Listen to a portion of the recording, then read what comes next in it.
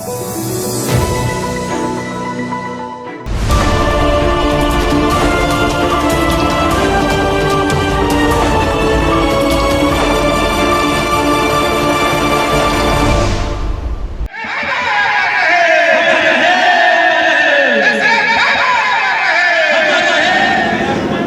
हम लोगों का सौभाग्य है कि दशरथ मांझी जिस समाज से आते हैं और उस समाज के लोगों की जब पुण्यतिथि मनाई जाती है तो हम लोग गौरवान्वित होते हैं। और दशरथ मांझी एक अलग बात है कि समाज के सबसे निचले पैगाम पर रहे थे और इतना बड़ा काम किया कि 22 वर्ष 6 महीना में तकलीफ सह करके भी, भूखे प्यासे रह करके भी डेडिकेशन के साथ गहलोर घाटी को उन्होंने चलने लायक बना दिया। साथ साथ किसी ने कहा था पहले उनको कि क्या करने जा रहे हो, पत्थरली पहाड़ है तुमसे कटेगा, अरे दिल्ली दूर है। तो जब पहाड़ काट रही तो उसके बाद कहेंगे अच्छा दिल्ली दूर है, वो भी दिखाते हैं। हाँ, वो भी पैदल रेलवे लाइन से होते हुए हर स्टेशन पर लोगों से लिखाते हुए चले गए दिल्ली, और दिल्ली में भी राष्ट्रपति से मुलाकात उनकी हुई। तो हमारे समाज के लिए वो गौरव है और हम समझते हैं, बल्कि हम चार्ज करते हैं आज के समाज और सरकार पर कि अगर ये दूसरे समाज के लोग होते तो आज कितनी बात होती इनके लिए, लेकिन ये हमारे दशरथ बाबा के लिए कोई बातें नहीं सरकार कर रही है।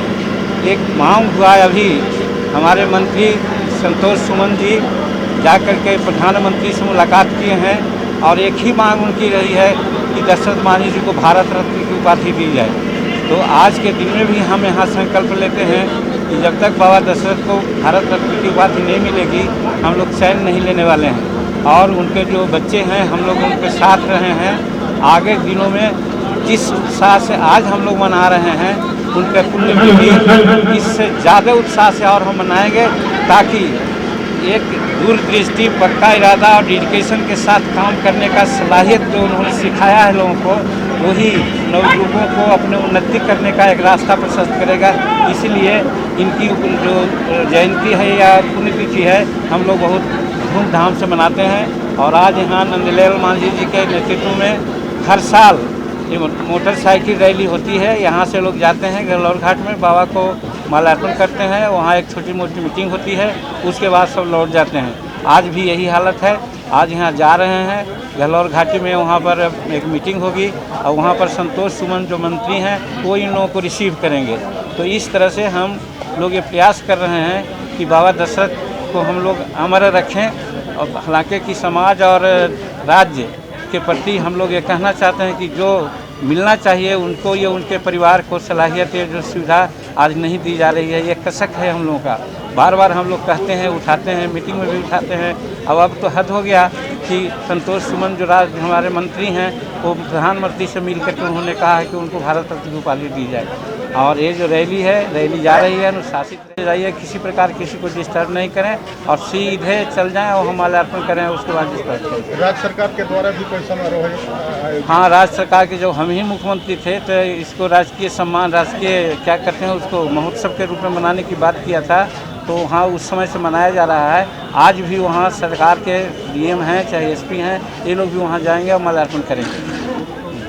प्रधानमंत्री से मिल करके मांग किया है, तो हम लोग तो यहाँ नहीं बल्कि जो टॉप हैं वहाँ भी मांग किया है और कहा है कि जब भारत सरकार के पास लंबित है प्रस्ताव तो उसको आप निकलवाइए। अगर नहीं निकलवाते हैं तो हम लोग नरेंद्र मोदी जी के बारे में क्या सोचेंगे सो समझ लीजिए।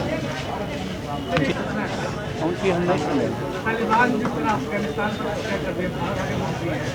अब देखिए उसके बारे में हम विशेष अभी नहीं कर सकते हैं क्योंकि बहुत आगे पीछे की राजनीति चल रही है और कोई भी देश पर कोई दूसरा लोग आक्रमण करे, आक्रमणकारी को हम लोग तो अच्छा नहीं समझते हैं। और जब वहाँ के राष्ट्रपति यहाँ भारत आए हैं तो उन्होंने एक ही कहा कि हम अगर रहते तो काफ़ी खून खराबी होती, खून खराबी को छेड़ने के लिए, बचाने के लिए हम यहाँ चले आए। तो इतना शांति प्रिय आदमी हैं और उनको लोग कोई डिस्टर्ब किया है तो आगे की बात है। लेकिन इतनी बात हम कहेंगे कि किसी पर आक्रमण करके किसी के भूमि को कब्जा कर लेना ये भारतीय राष्ट्रीय नीति का खिलाफ है।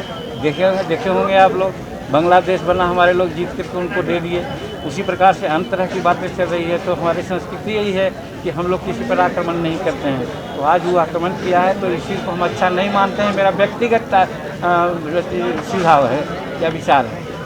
क्या लगता है सर कि पाकिस्तान जो है उसका तो काम है दूसरा कि किसी तरह से कमज़ोर करें, क्योंकि ये जो अफ़गानिस्तान था, अफ़गानिस्तान की सरकार जिसको नरम दल कहते हैं, नरमी से एक जस्टिस की सरकार थी और वो उनको नहीं भाता था। उनको लगता था कि जैसे हम करते हैं हिंदुस्तान के प्रति वैसे अफ़गानिस्तान भी करे, और ऐसा जब नहीं हुआ है तो खुशी मनाएंगे ही। क्या लगता है सर कि भारत में आतंकी गतिविधियाँ और भी बढ़ सकती है? अब ये हम नहीं कर सकते हैं, इस चीज़ को अंदाज़ा नहीं कर सकते हैं, लेकिन यहाँ ऑलरेडी जो है गतिविधियाँ है ही है और इसको कुछ लोग दे रहे हैं हवा। चीन भी इसमें सम्मिलित है। तो पाकिस्तान का तो कोई ऐसा है हश्र नहीं है, उसका कोई शक्ति नहीं है, लेकिन बाहरी शक्ति से वो कुछ ऐसा कर रहा है। और यहाँ पर सारी बातें हो रही है जहाँ तक उग्रवाद का है, आतंकवाद का, लेकिन हिंदुस्तान की सरकार अभी नरेंद्र मोदी जी के हाथ में है और हम समझते हैं किसी को कुछ नहीं बनेगा। यहाँ कितनों आतंकवादी बात करना चाहेंगे, सब लोग समेट में आ जाएंगे, सब अपना सीमा में आ जाएंगे और हिंदुस्तान में शांतिपूर्वक सरकार चलती रहेगी।